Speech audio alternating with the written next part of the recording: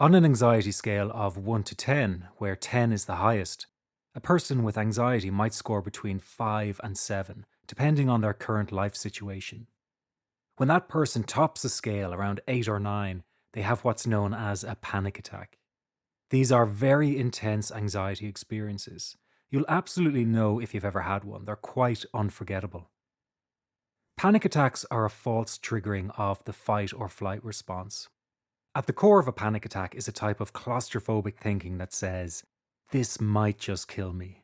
Panic attacks come on suddenly and usually include some of the following sensations or experiences, like a pounding heart, sensation of shortness of breath or smothering, sweating, numbness or tingling sensations, shaking, feeling of choking, chest pain, nausea, tummy cramps, feeling dizzy or unsteady, an out of body or unreal feeling, and maybe shivers or hot flushes. Once we have our first panic attack, we immediately fear it happening again and begin avoiding situations that might trigger one. The fear of fear sets in and the anxiety loop starts spinning. Let me start by saying that if you suffer from panic attacks, you need to understand that no matter how terrifying it feels, you're safe.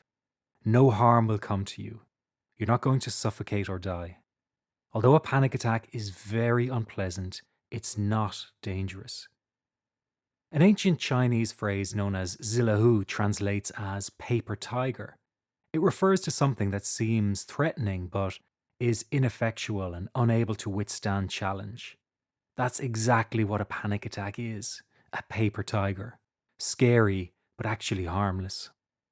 Any good doctor will tell you that the job of your stress system is to keep you safe and alive, not to kill you.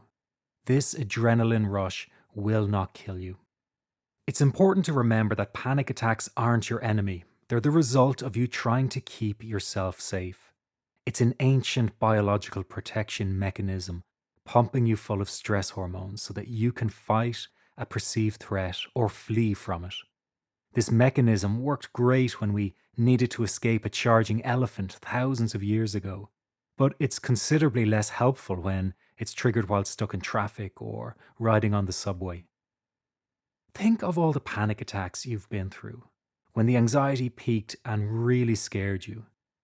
Just when you thought you couldn't take it anymore, it settled back down again. Don't forget, so far you have a track record of 100% when it comes to getting through panic attacks. That's pretty good. Remember, anxiety arrives in waves.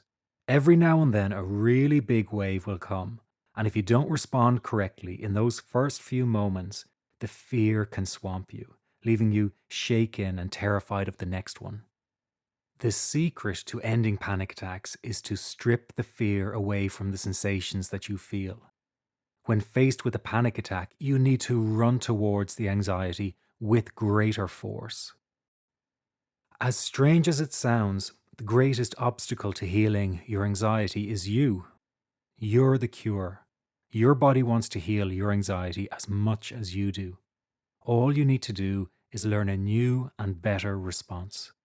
The kind of response that gets your anxious mind out of the way so that your nervous system can unwind and desensitize.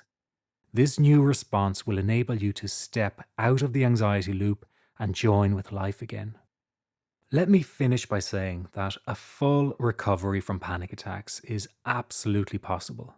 Never let anyone else, least of all your anxious mind, convince you otherwise.